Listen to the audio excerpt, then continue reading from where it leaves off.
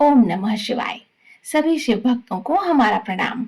आज के इस पावन अवसर पर हम बुधवार को पड़ने वाले विशेष बुध प्रदोष व्रत की कथा लेकर आए हैं। यह व्रत भगवान शिव और माता पार्वती को समर्पित है, जो भक्तों को उत्तम स्वास्थ्य, विद्या और संतान सुख प्रदान करता है। कथा ध्यान से सुनिए ताकि आप इस व्रत का संपूर्ण आध्यात्मिक लाभ प्राप्त कर सकें। बोलिए उमा महेश्वर भगवान की जय।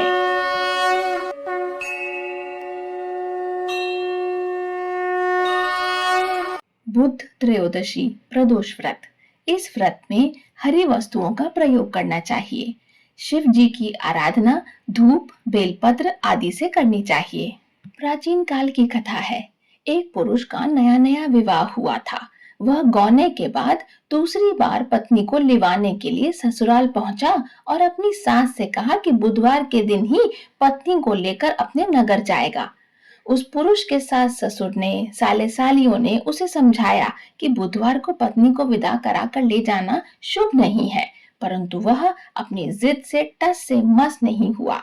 विवश होकर सास ससुर को अपने जामाता और पुत्री को भारी मन से विदा करना पड़ा। पति पत्नी बैलगाड़ी में जा रहे थे। एक नगर के बाहर निकलते ही पत्नी को प्यास लगी। पति लोटा लेकर पत्नी के लिए पानी लेने गया।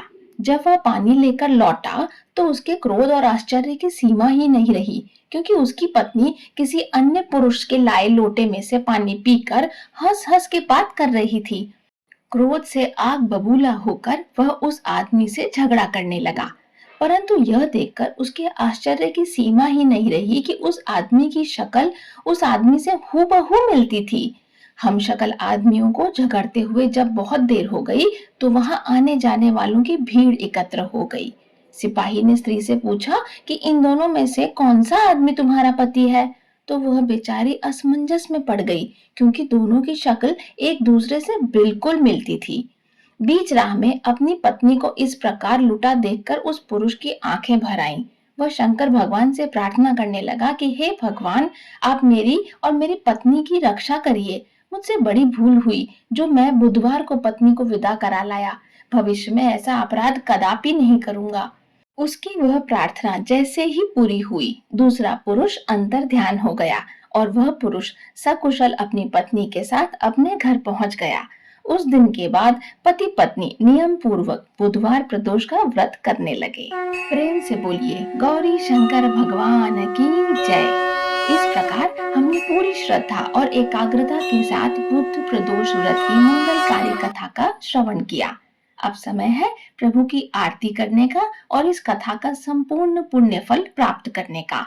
आप सभी श्रद्धा पूर्वक आरती करें और प्रसाद ग्रहण करें। और ऐसी ही भक्ति पूर्ण कथाओं के लिए हमारे चैनल को सब्सक्राइब जरूर करें। मिलते हैं अगले शुभ प्रदोष पर। हर हर महादेव।